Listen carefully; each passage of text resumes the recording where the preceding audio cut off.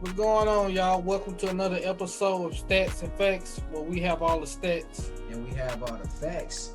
I go by DJ G94. And I go by One. And y'all already know how we do it. So let's get into it. We got us a legend out the Louisiana area, straight out of Baton Rouge, Mr. DJ Bootsie. How you doing, sir? I'm good. How about yourselves, man? Doing good, man. Welcome to the show, dog. Appreciate you again. Hey, man, glad I'm able to get on this call with y'all to do this show, man. Yes, sir. I'm gonna start it off, man. So, take me through your roots. What was it like? What was it like growing up in Baton Rouge? Growing up in Baton Rouge was definitely not like how it is now. You know what I'm saying? It definitely was different. I mean, you had your fights and stuff like that. Little pistol play here and there. But I mean, it was pretty much, buku fighting, fist fights. But outside of that, my childhood was really different. You know what I'm saying? Because I mean, with me, of course, growing up in South Baton Rouge, one thing I can honestly say, I kept myself busy playing, sports, playing basketball and stuff like that. So, my parents actually kept me busy where I can always didn't have too much time on my hands to try to get into craziness in the streets. And then, I was always hanging out with my friends and stuff like that, going to the school, playing ball there and stuff like that. Okay. Right. And if I wasn't home, if I wasn't at home, I was in LA during the summers. Oh. So talk to me about the music scene in Baton Rouge when you was coming up. What was it like? I mean, coming up, like I say, me playing basketball from a youngster all the way to high school. You know what I'm saying? Playing in the marching band, playing high school ball. I went to McKinley High School, so a lot of great ball players came from that school. You know what I'm saying? So I mean, that's the same school Bootsie went to. Same school Tyrus Thomas went to, and of course they all went to that school after I graduated. But like basketball players like Mark Young, like I said, the list goes on and on. I mean, it's a lot of great, not just athletes, but just in general, like one of our state representatives, Ted James, he went to that school. Buddy Guy, who is a world famous blues player. That's actually Shauna that was a part of Disturbing the Peace. That's her dad. He went to McKinley High School. So I mean, it has a lot of good heritage at that school. Okay. Oh. So, what made you want to become a DJ, man? I already had a love for music. My thing was basketball. Like I really wasn't even thinking about being no DJ, even wanting to be involved in the music industry, let alone being a DJ. And it just kind of fell in my lap because I was always, like my grandmother would have like club meetings and stuff like that. And I would be the one playing the music, and it ended up turning into where we would have family block parties, like my family and a couple other families that stayed on that street got together and would do block parties for Memorial Day, for 4th of July. And I used to DJ those. So, I mean, it just turned out to me DJing like different house parties and different events, different parties in other places. And then eventually I ended up getting into the clubs. Okay. So, dang, that was gonna really, you answered my question, but I'm gonna see if I can still get another answer from you. So, like, do you remember your first DJ gig? Like, I guess since you say you started doing the clubs, do you remember your first like DJ gig and how that went? My first DJ gig as far as clubs. Yeah, clubs. Just my first DJ gig, to be honest with you, was like the first club I ever DJ'd at was called Vibes, but I didn't DJ there because they wanted me to learn the ropes. So it was almost kind of like I was shadowing the actual DJ there, which was DJ New Orleans. So my thing was literally was getting myself acclimated to how the club should be and like talking on the microphone and stuff like that, like calling for security and giving out drink specials. That was like my first time being in a club. But my first actual like gig I had was DJing at this hotel. And like they used to have big parties at this hotel ballroom. And that was my first time. And literally, I remember the song I played. Dang. I played Mystical. And next thing I know, they just had a fight break out. Oh, snap. And they said, bro, why is it every time you DJ somewhere, you start shit? and it kind of stuck with me because every time I would DJ certain places, a big ass brawl would start. Mm-hmm. So eventually when I got to Vibes and started, you know, DJ New Orleans had to go out of town for a convention, for a DJ convention, for Mix Show Power Summit. And the club owner really, he was like, man, he really didn't never hear me DJ, so he really was kind of hesitant on letting me DJ. So it was like he wanted me to play DJ New Orleans mixes, and then was like, what we're gonna do is, you know, we'll let you DJ like the last 2 hours. Okay. So when we recorded the mixes never played. So I don't it wasn't nothing but God being on my side, like was like, we're gonna let him actually see. Yeah. And my catalog, like my record collection wasn't nowhere near where it was at that time. So he would let me use his records, my partner. So eventually I'm DJing and I'm talking about literally club packed, like 800 to 1,000 people in the club. But of course, once again, get into that mix and start playing shit, niggas start fighting. Fight break out. Yeah. And when the club shut down this particular night, and this was the first time I DJ'd there, so they like, man, when New Orleans coming back? I said, he be back this week. He like, good. Nigga, they had 15 fights in the club that particular night. Whew. What was you playing? But, man, bruh, and mind you, at that time, which was, because the one thing, and I never said this, the one thing I always loved about the club I started at, which was Vibes in Baton Rouge, they let me leave to go and build my brand at other spots and come back.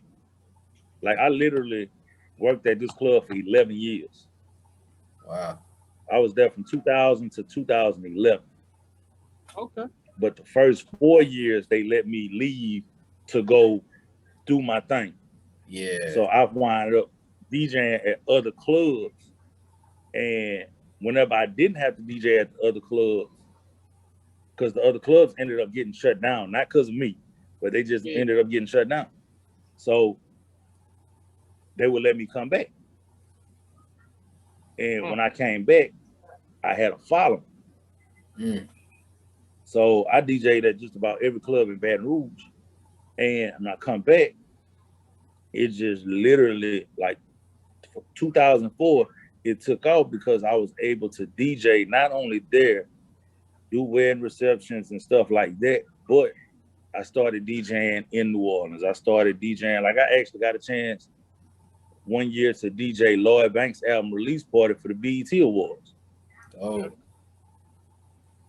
So it's like me being a DJ has actually took me places I never would have dreamed of. So I mean, it's like DJing in the clubs in Baton Rouge is really like a lot of people like, man, when you gonna bring me down here to Baton Rouge, man? Nigga, you ain't ready to be in Baton Rouge. Mm-hmm. Because Baton Rouge is a different, everybody has their own, you know, independent scene in their cities across the United States. Hell, across the world. Yeah. But it's just something about Baton Rouge that is just different. Different. That's facts. Yeah.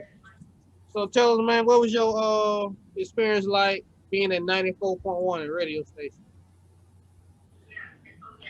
My experience, and I'm actually still left, you know, like hanging around New Orleans, really DJ New Orleans and DJ Incredible, because those are the two mentors that really took me in, who I learned from.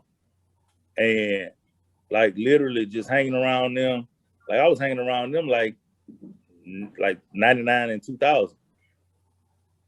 And when Jay Tweezy came back, you know, it was like his partners was my partners. So I found out when he was coming back to Baton Rouge, and it was like, yeah, you know, Tweezy coming back, man. He about to run this bitch. He about to be the program director. I'm like, man, get me in that bitch. They're like, as soon as he come back and get shit straight, we got you. So they brought me in kind of like on the intern type level where I wasn't getting paid.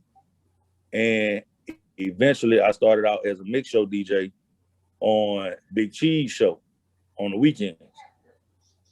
And then after that, it just kind of started going up from there.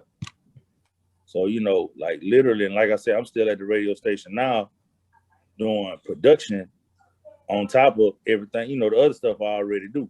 You know, like my own mix show on Saturdays from 7 to 9 p.m., you know, stuff like that. And then if I need to fill in for like a Super Mike or AJ Boogie on their shift, I can do that also. That's dope. So it's definitely, you know, giving me a chance to learn the radio industry. Because the radio industry is different in so many ways.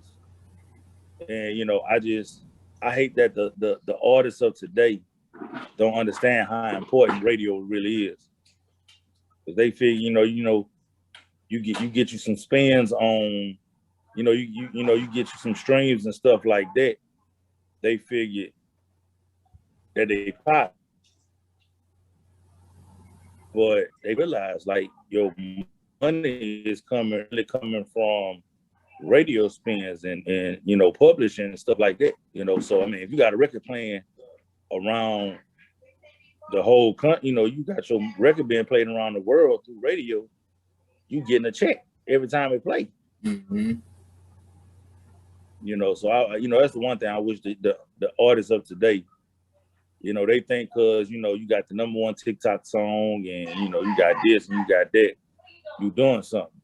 Yeah, you doing something, but is your song being played on radio? Because the radio is still where the power runs at. Yeah, that's facts.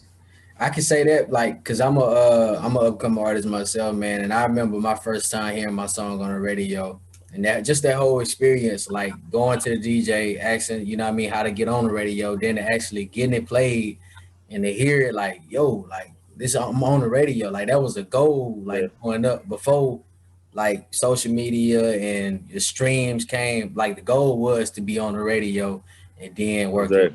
So I could definitely say that. But I wanted to ask you, like shifting back like to the DJ part, like I want to get your opinion on this. I was thinking one day I was in the club and I'm just vibing out and I'm like, dang.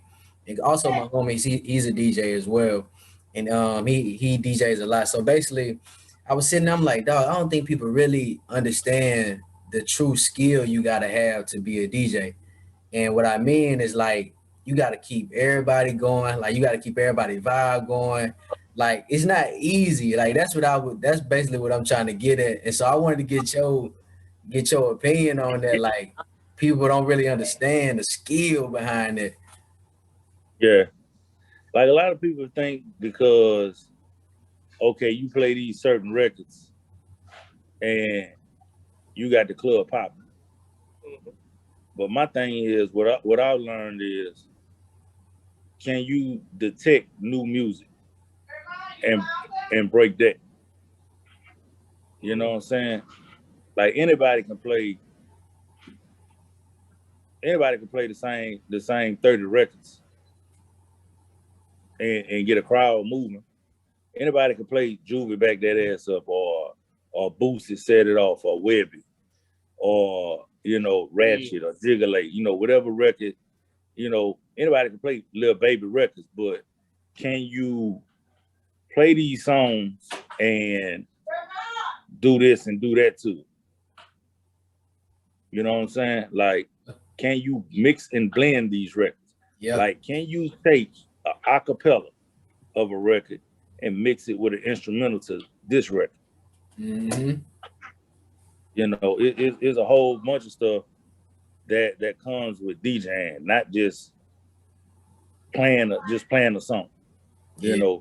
Not just playing Can't Stop Jigging, or not just playing, HD for President and Cut Up Bad and like I say, Lil Baby or Da Baby, or any, or can you really still keep the crowd moving by playing an R&B record?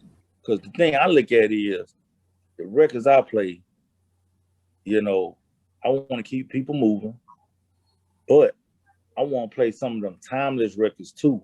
Like, take it back to, where ladies are singing on these records, like playing an LMA record and they singing certain songs.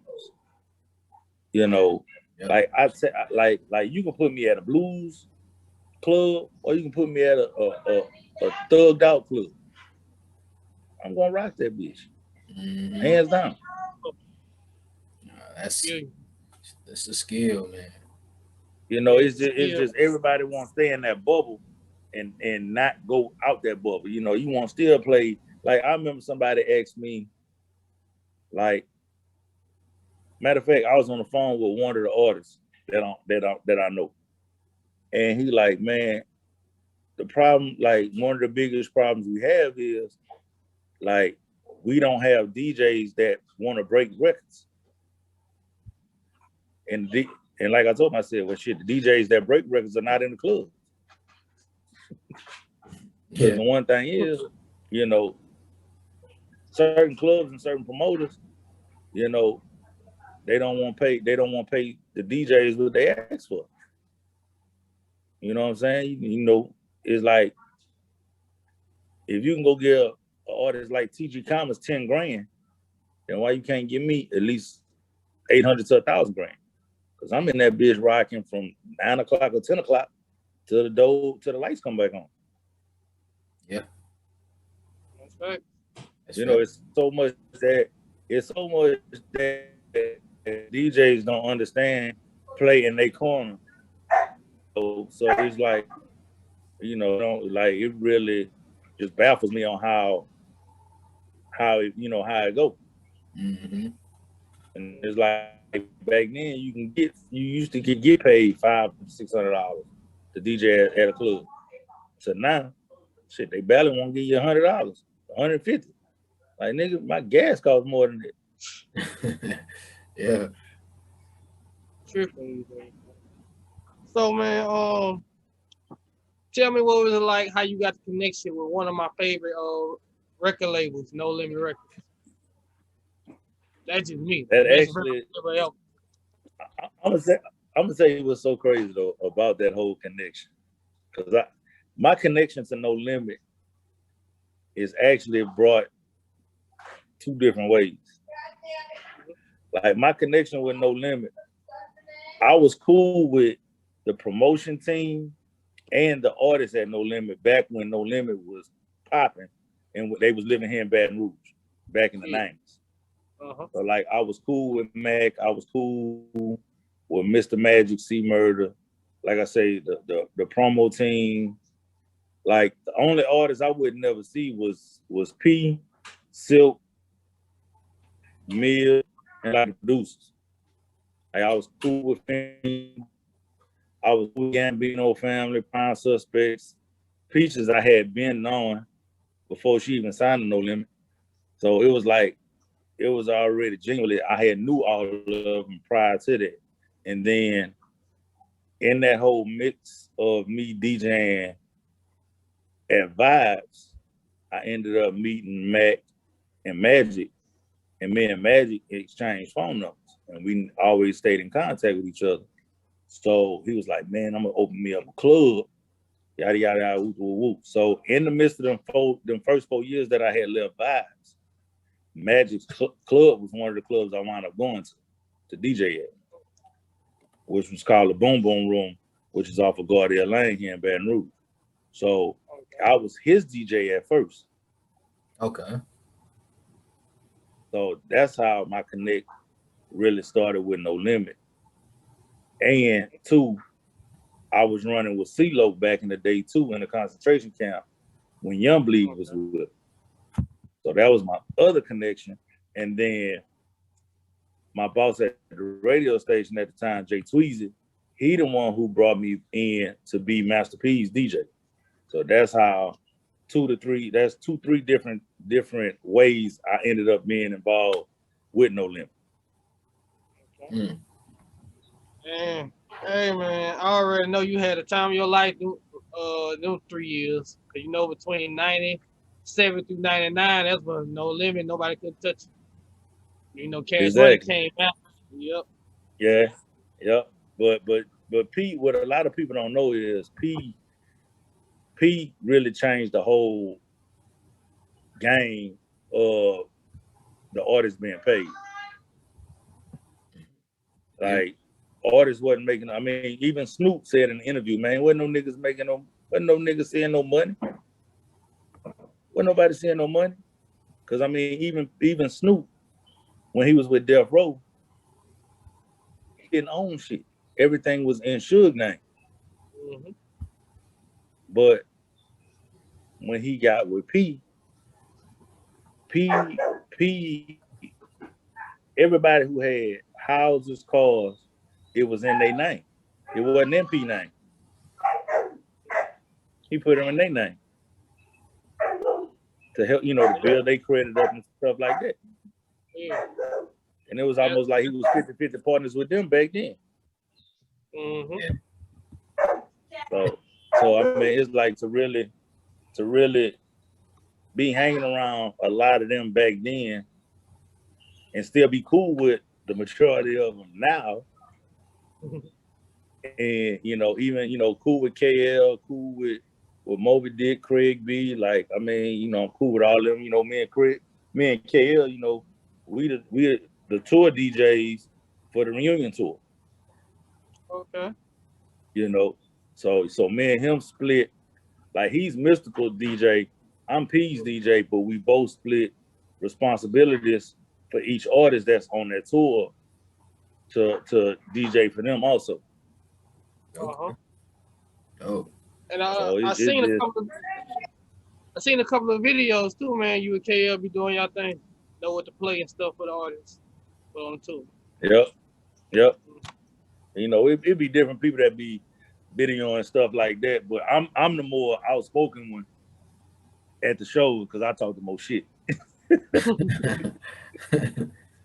Like, I bring what I do at clubs and I bring it to the show.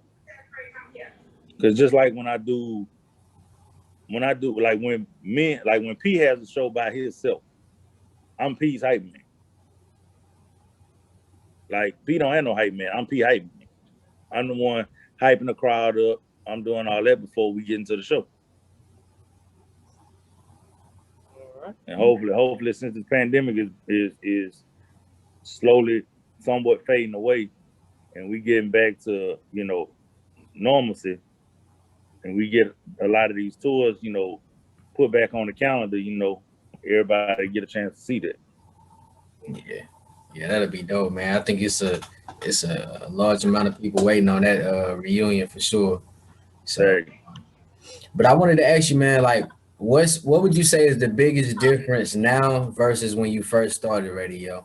Do you see any changes or anything? Yeah, it's a lot of difference because it's more corporate ran. Okay.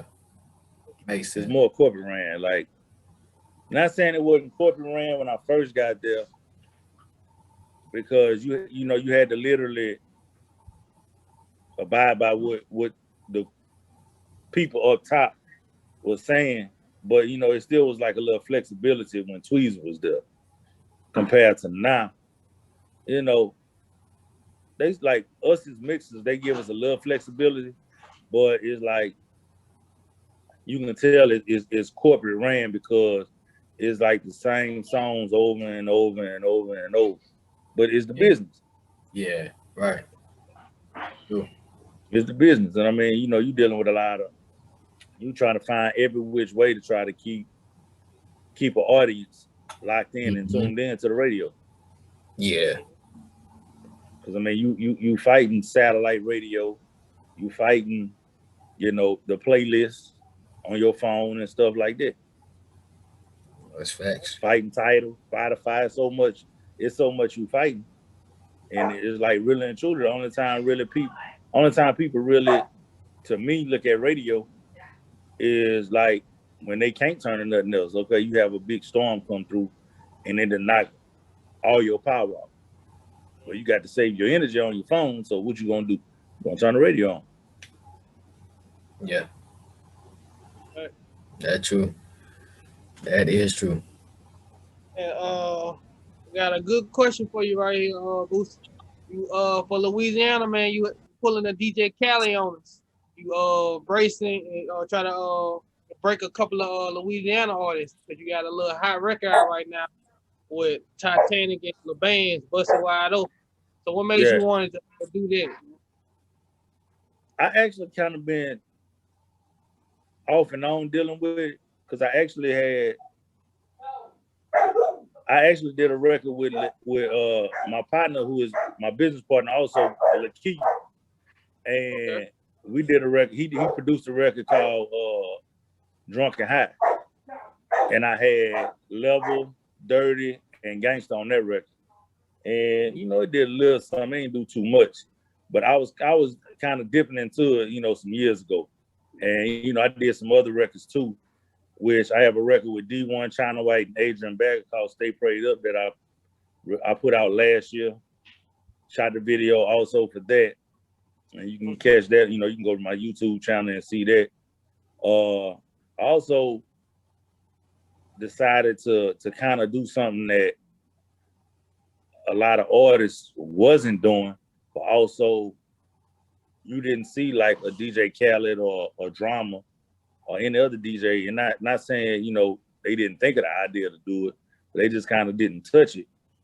I linked up with this up and coming artist by the name of I Major, and I did a record. You know, just kind of like with me, I do music that's relevant. You know what I'm saying? Like I can do club records all day long because that's where I come from.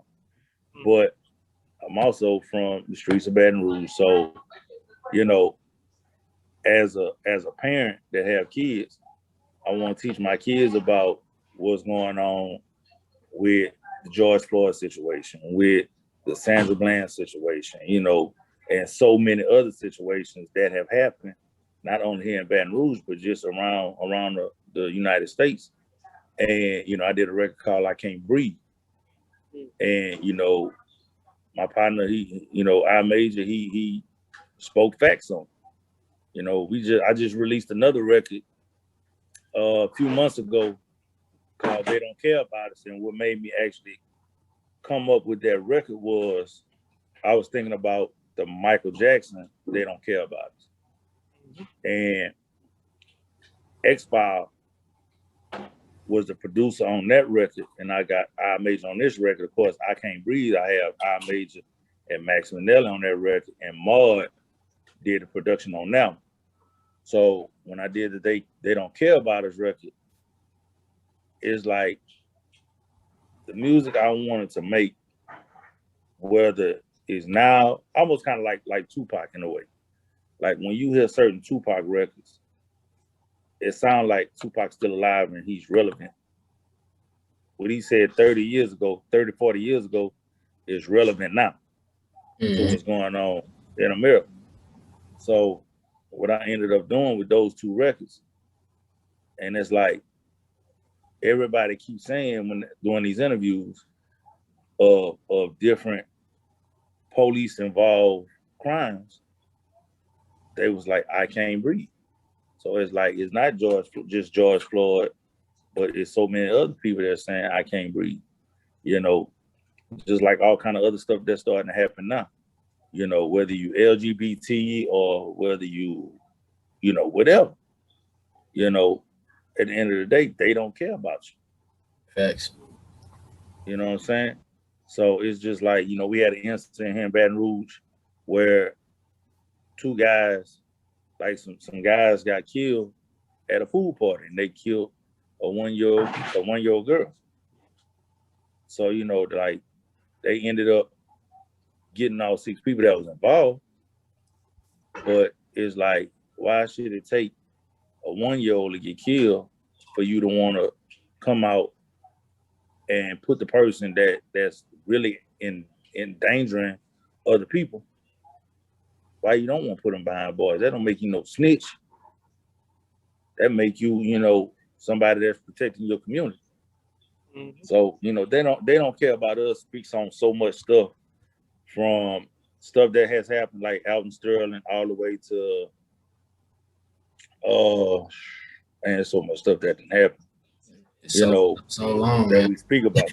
Yep. There's so much stuff that we speak about in that song, but it's like what he raps about and what I say at the beginning and at the end of that song, it really makes you understand what I'm talking about. Mm-hmm. You know what I'm saying? Behind they don't care about us. Because at the end of the day, I mean, they don't. Because stuff, if they did, stuff would start to change. And I don't expect it to change overnight, but you know, I know it's gonna be a while before stuff start to change. If it do change. Mm-hmm. Nah, that's facts. I think the simplest way to put it is really like people just asking for simple, basic human rights, dog. Like everybody want to make it Exactly. so difficult. We just ask for human rights, bro. That's it. Yeah. Because I mean, you look at it like this, you know, we've been going through this 400 some 400 some plus years, and here within a matter of what, a month maybe, you know, and you know, I don't have no problem with no Asians. I don't have no problem with nobody. But for you to pass a hate crime bill for Asians and don't pass a hate crime for African Americans, what That's a that tell problem. you? They don't care about us. That let us know right there. The same guy that what for the election, everybody, man, we gotta get a new one in. The same guy everybody parading for shows you right Oh there. yeah, Like he really don't care. Like just to your point. yep. But I Self-preserve. tell people, but you know what I tell people all day long? I said, you know, it don't start with the president. At all. Mm-hmm. It don't start with the president. It start with the local officials. Mm-hmm. That's what it started with. Mm-hmm. And the people, most importantly, it, Yep. the people stuff, we wouldn't really even be dependent on these officials. Like, that's the crazy part. That's facts though. Yep. But So, these you know, people, in the whole music thing, you know, that's really, like I say, I can do club records all day long, but you know, I also want to do those type of records continually though. You yeah, know, like when I did Stay Prayed Up actually came from, you know, a bunch of posts that I was seeing on my Instagram, RIP to this person, RIP to that person. And I was, you know, I'm like, we don't never glorify about staying prayed up, thanking God. You know what I'm saying? You know, when I even the music I listen to, when I go back and look at like a Gangsta Lean or a Master P, I miss my homies and stuff like that. You know, it was never, you know, like when we win an award, I want to thank God first. And you Right. know, it's like we don't ever make the music to make it fit. So it was like when I did that, that's what I thought about when I made that record. And only two people I can think about being on that record outside of Adrian Bagger was China White, and actually Master P was supposed to be on that record, but I could never get him on it. So I wound up putting D1 on. Yeah. Yeah. And it just fit. It just fit. Mm-hmm. Mm-hmm. And I mean, I get people to this day right now that literally, like, eventually when the time is right, I'm gonna get them together and we're gonna perform that record. Because I know that record there is a record that's not going nowhere. Like, it's gonna come back. Like a lot of songs that come out, it take a year or two before it really catch on to people's attention. Mm-hmm. And I know it's gonna wind up happening. Yeah. It's just me being consistent with my music. So I mean, like the whole Busted Wide Open, how I came over there. Because somebody was like, matter of fact, China White hit me up and she was like, "Oh, so you go from Stay Praying Up to Busting It Wide Open, huh?" Yeah. I couldn't do nothing but laugh because I'm like, hey, I mean, you know how it go. It's the industry. Yeah. Mm-hmm. All right, Bootsie, man, take us way back in the gap. Me, you, and Juan got something in common. You was talking about basketball, man. So, how was your basketball game growing up? And you say you played for the high school. Basketball was cool. It was just, it's kind of hard to try to get that PT time when you playing with a lot of great players and stuff like that. But I actually, like I say, I played little league ball all the way up until I played ball all the way up until high school. So, I played with greats like Mark Young, Sidney Pierre, played against like Lester Earl and other greats. My dog Solid Gold, rest in peace to him, because he went to Southern Lab. So, like I said, I went to McKinley, played ball there, and actually got hurt in practice. And got hurt at basketball practice. Ended up tearing my I had torn cartilage in my left knee. And that was the year we actually won state. So I wasn't even able to play ball.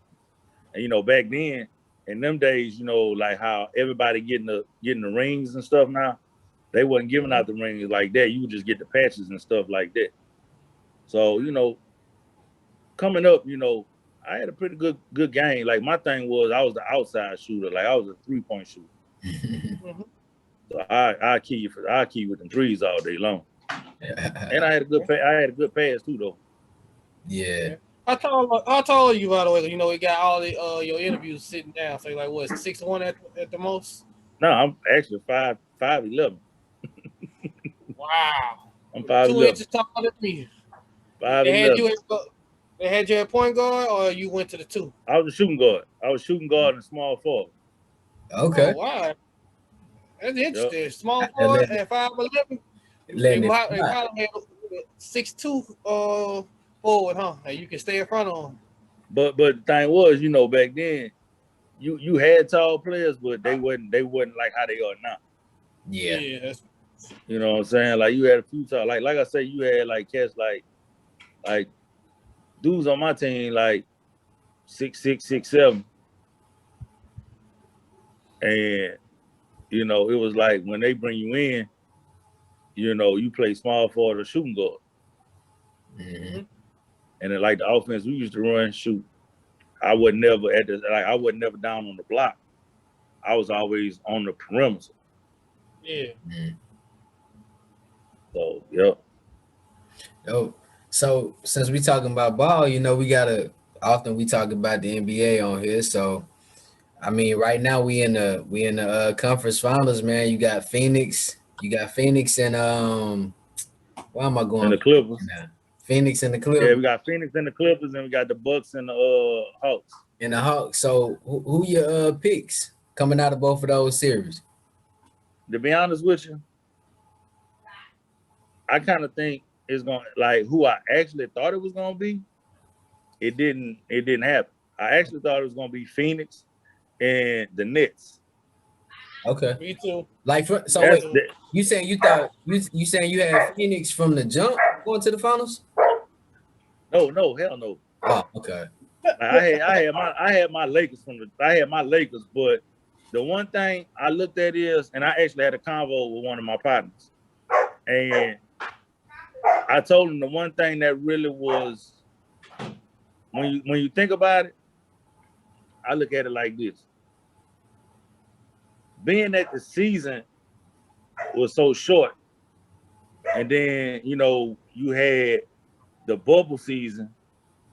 It was like LeBron and them really ain't have no actual off season to really rest up and heal up. Mm-hmm. So, like them going through what they went through, it was a lot of wear and tear on. Like LeBron getting a high ankle sprain, and then what happened with Anthony Davis. Like I didn't expect them, and like I told my partner, I said, look at it like this. I said the two teams that played in the finals in the bubble is not in the playoffs. They lost. Yeah. And I said, I can expect that because when you look at all the other teams, like even though Phoenix went undefeated in the bubble and lost, all those teams that really lost in the bubble, they had time to rest and get their body back straight. Yeah. Yeah, Thanks. that's facts. So it's like it was doomed from the start. And then when instead of them just not having all-star, you have all-star weekend. So that's more time LeBron and them can't rest. Yeah. And they gotta play because they know who the fans coming for. Whether Yeah. I mean, want them to rest, but they know who the fans So, coming for.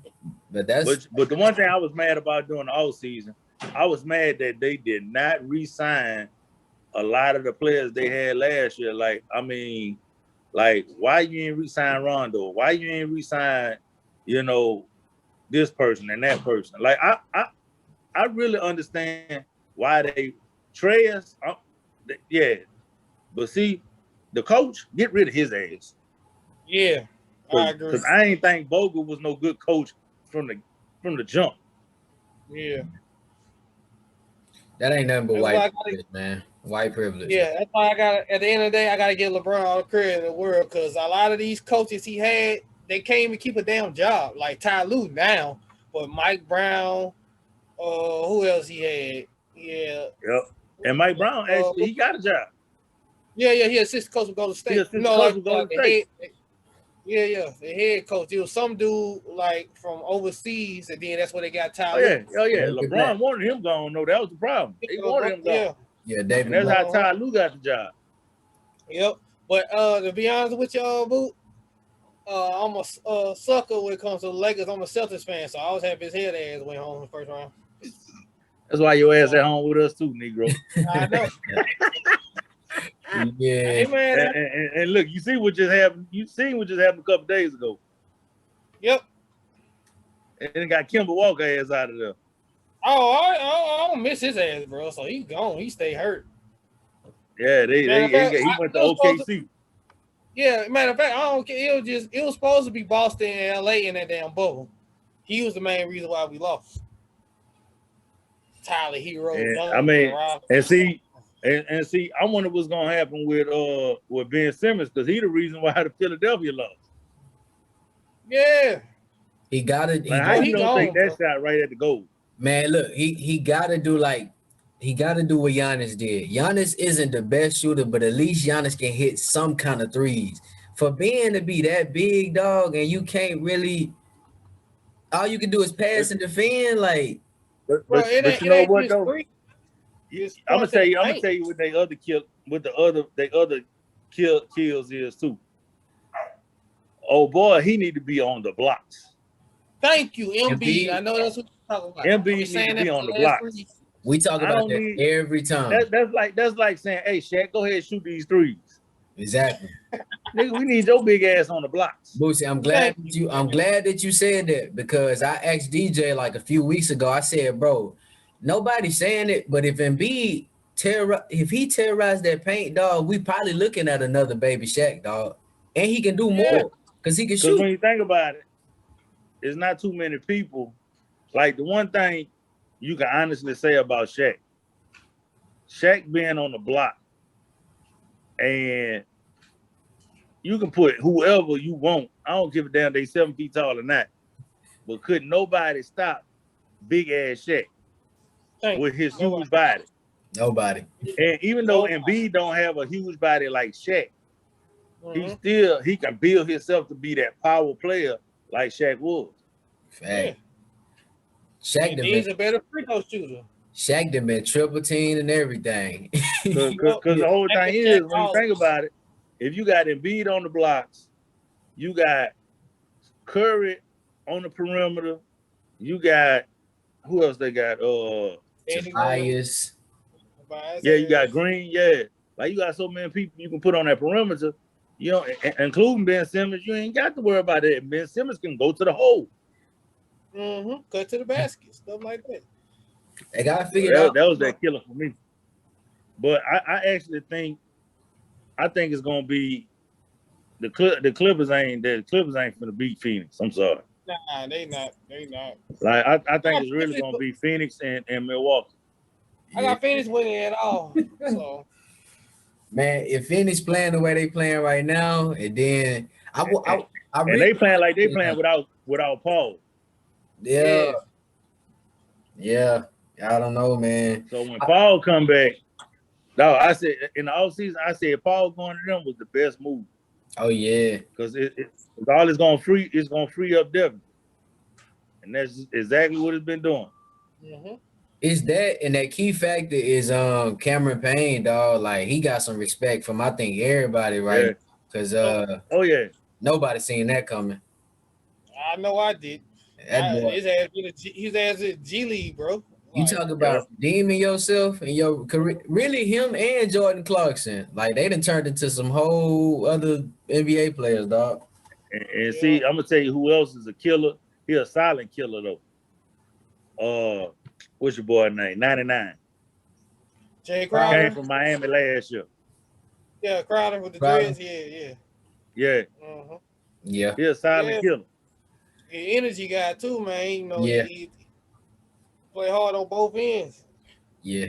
They got it, man. Phoenix got it, bro. I ain't want to see him beat my dog LeBron, but hey, hats off, bro. They got it. Oh yeah. But I mean, Oh. when you see they ain't had a team together, so I mean, you could. It looked like it was gonna be a battle, but then it was like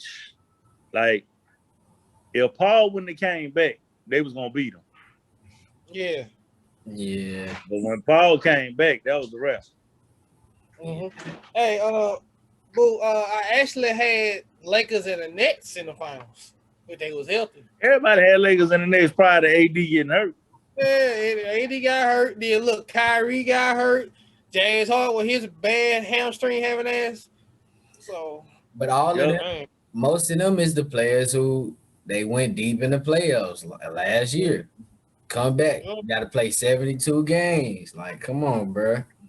It's Like only you literally, like you relaxed what 3 months? I mean 3 weeks. If like, got a month off. It was like what 3 weeks to maybe a month. maybe a Then the season start. And then I told it started on the 20th. I'm like, what the? Yeah, that's crazy. So, what about football? Are you a football guy? Oh yeah.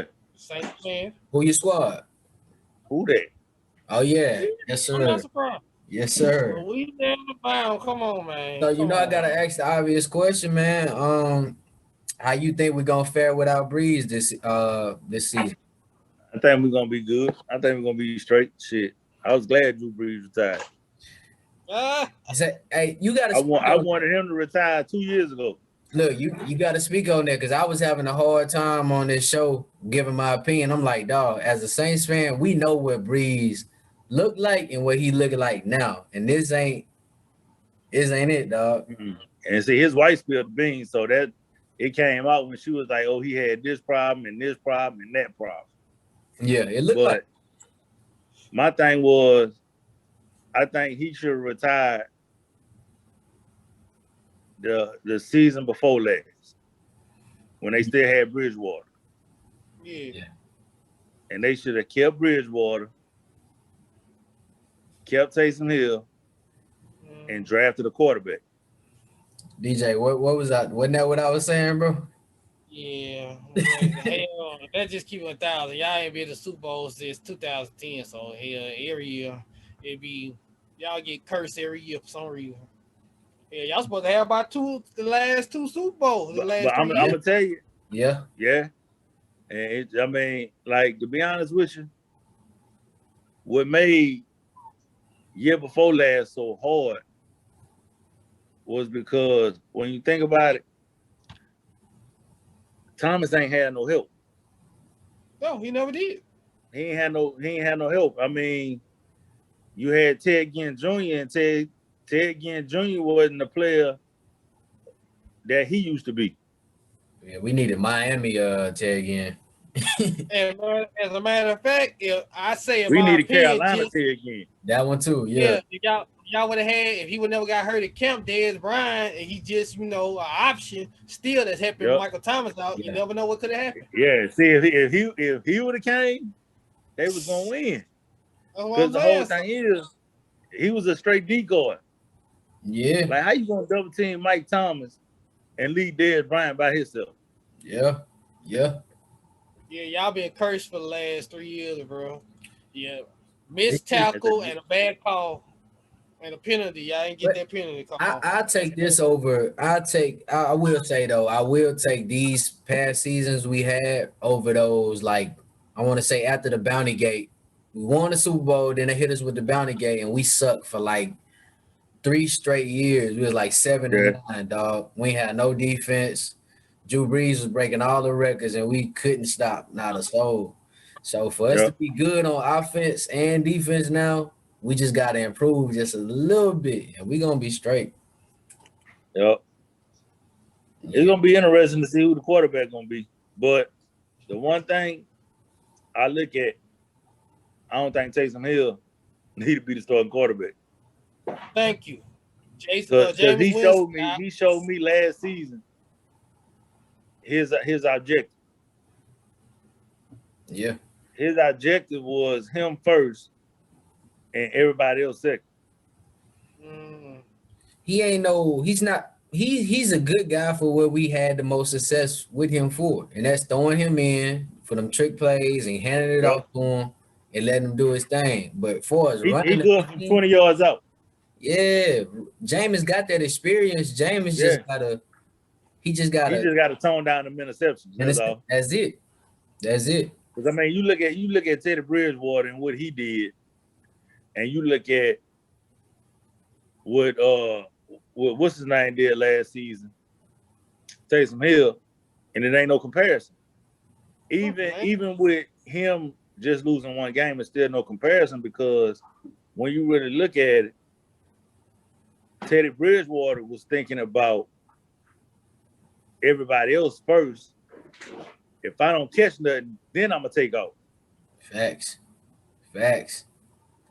Teddy had us looking. And I mean, and see how I look at it now is like I ask myself this question: like, is you really gonna be like? Because you got your ass knocked out last year and hurt. Mm-hmm. So how you gonna think now? We gonna see, man. It's gonna be a good season, though. I think not even only just for us, but for a lot of teams that didn't improve, like the Ravens, the Titans. It's gonna be a few teams that's really gonna come with it this year. We gonna see. So tell me what you got new coming out. You got any music, Bootsie? Well, the next thing we'll be doing, I'm working towards shooting this video for Busted Wide Open, which I'm gonna shoot that in New Orleans, but I have another record that I'm gonna probably release August, September. And on that record is CeeLo, Max Manelli, and Level. And the song is produced by DJ Be Real. Okay. Oh yeah. I'm looking forward to hear that, bro. Yes, sir. So, trust me, when you hear that, you're gonna be like, yeah, that be a club all day long. Okay. Yep. So, and I got some other stuff I've been working on too. Like I've been reaching out. Like actually, I got a record with Master P, Lakeith, and Gangsta, in which I'm trying to see if I can catch up with P and his busy schedule to really shoot the video. Okay. So I got a record called Ghetto, and then I have what else I have? Shoot. I got another record I'm trying to work on too with which my partner Lakeith, Lakeith is like my right hand man and my business partner, So he got a lot of production on my album. So, I'm really, trying to really reach out to E40 and Too Short. Okay. And get them on the record too. That's what's up, man. So like I'm really wanting, like my whole landscape is like I want to do the conscious records, but the records I want to really bring it back to the streets. Like when Khaled first start, like the I'm So Hood and stuff like that. Okay. Yeah. And my thing is I don't, I'm that street DJ. That's me all day long. Mm-hmm.